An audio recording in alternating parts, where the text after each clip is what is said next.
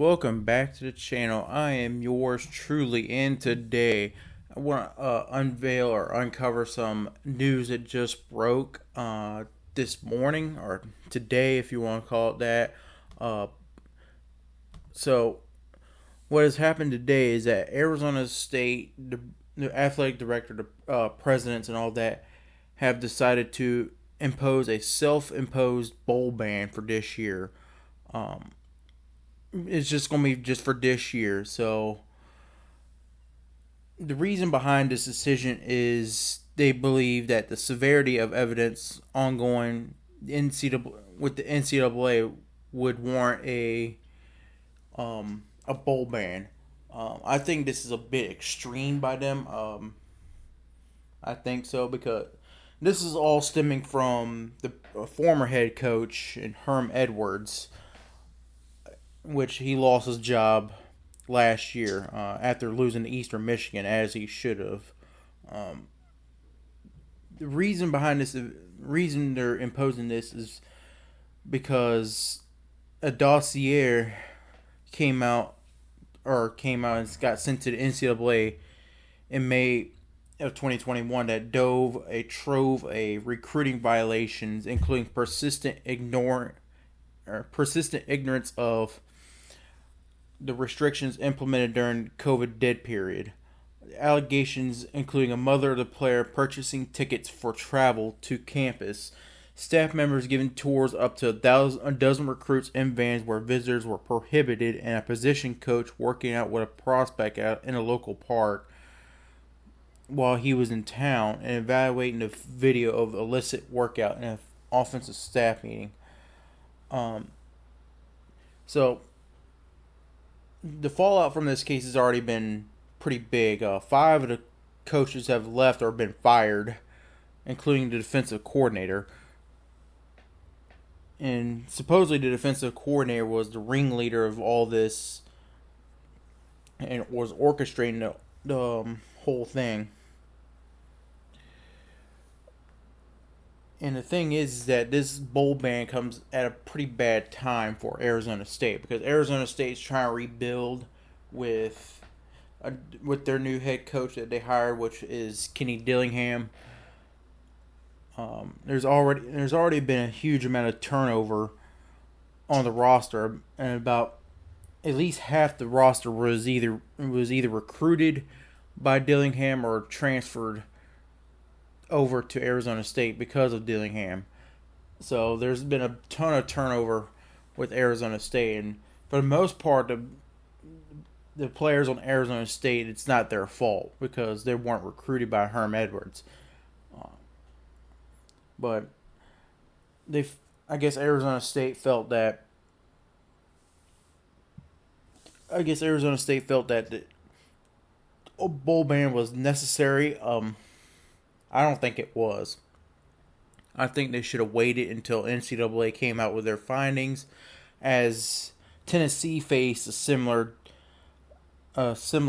number of allegations in a recent case, but Tennessee escaped a bowl ban with a $8 million fine, which for Tennessee is pretty much pocket change for Tennessee making all the money from the SEC.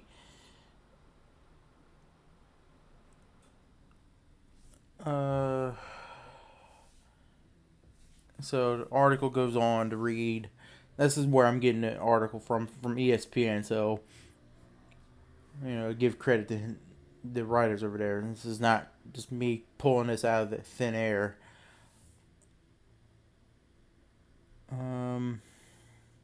Yeah, right now the Arizona State has been charged with 9 major NCAA violations. That's why I said that the bowl ban was a bit excessive for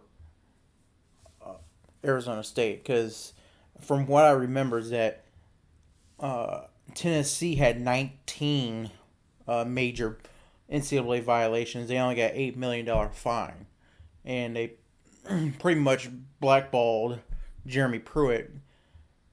And with Jeremy Pruitt now, he has to if any university wanted to hire, he's on a show cause order for the next 6 years.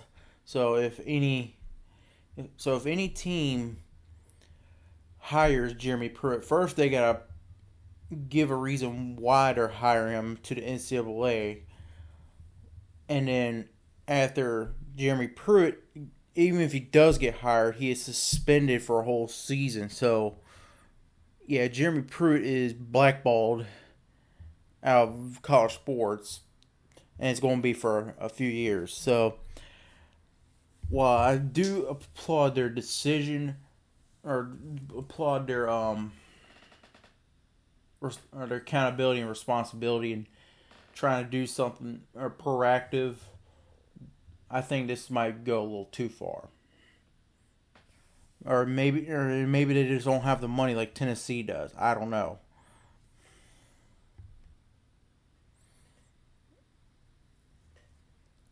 Yeah, that kind of goes. I'm reading an article further along, but the article kind of agrees with me. Yeah. So, but we don't know right now when the allegations are going to come out, because just because you place a bowl ban on yourself does not guarantee that the NCAA would be happy with it. The NCAA could tack on some more stuff to it in addition, but what it does is it shows accountability and responsibility for your actions. Like, it shows that you're guilty of the crime and you're wanting to, get it over with. Yeah. So that's pretty much what the article goes about. I'm not going to read it word for word because um, not only would be the video would be a lot longer, but it wouldn't be fair for me to do that. So that's that. That's going to wrap up for Arizona State. They're going to join the club with Sam Houston State and Jacksonville State as the only teams that are not going bowling this year. Well, the reason for Sam Houston State and Jacksonville State is because the NCAA rules state that an FCS member can't, or a first year FBS member cannot go to a bowl game, or they can't even play in a conference championship. So for this year, NCAA rules. It's the same issue that James Madison had to deal with last year. James Madison actually won the Sun Belt East, I think, but due to the NCAA rules, they were not allowed to play for the conference championship game or a bowl game. So, once Arizona State completes its season, it's going to end its run in the Pac-12 and its run for the football season this year. So, it's a bit of a disappointing end to Arizona's Arizona State's tenure in the Pac-12, as they're going to move to the Big 12 next year. So that's probably why they're doing it this year, so that they can have a fresh start in the Big 12 next year and have that behind them and get that over with. But like I said before, just because you do something on your own, it's the same thing with Jim Harbaugh stuff. Just because you do something on your own and self-impose something does not mean that the NCAA would be satisfied with it. Most likely they will, but it's not guaranteed. Um, and if you don't know about the Jim Harbaugh situation, Michigan self-imposed a 3-game suspension for Harbaugh, which is pretty coincidental and actually pretty smart. But there's still going to be that cloud over Harbaugh for next, because the case got deferred or kicked back to next year, where they're going to give a ruling. And I think it was smart for Michigan to get the 3-game suspension out of the way this year, because next year they have a much, much tougher non-conference schedule than this year. So, anyways, if you like the content, hit that thumbs up down below. It will go a long way to helping the channel out. If you want to get the latest content from me, hit that subscribe button. I do live streams on at least every Saturday, at least one, if not two, depending on the matchups.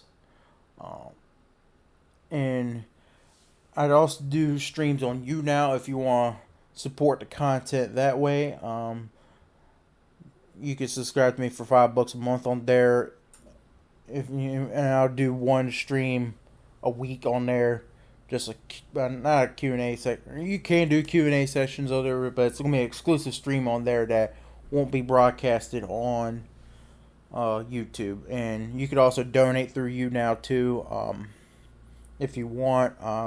Not here begging for money or any of that, but if you really do want to support the content that way, you can, or you can hit the like button. You can hit the subscribe button here on YouTube.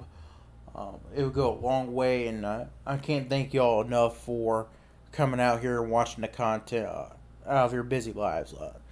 I couldn't do this without you, even for a channel this size. You'd think, oh, you only got like 15 people that subscribe to you. Well, everybody had to start at zero at some point. So even for a channel this size, I couldn't do this without you, because if nobody came watching my videos, then what would the point be in making videos if nobody's gonna watch it? But thank y'all so much for coming out and watching the content. If you want the latest content, hit that big red subscribe button. It would help me out a lot. And I will see y'all next time.